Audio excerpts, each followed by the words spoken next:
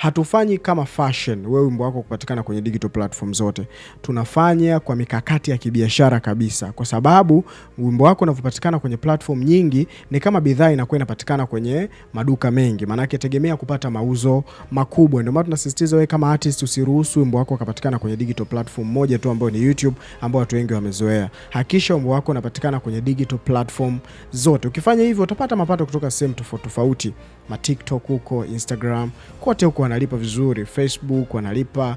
Yani ni sehemu nyingi ambazo wewe kama artist utaamua wimbo wako upatikana kwenye digital platform zote, una uwezo wa kutengeneza pesa nyingi sana. Na hii ndio maana tunasisitiza hakikisha nyimbo yako inapatikana kwenye digital platform zote. Haujui namna ya kufanya?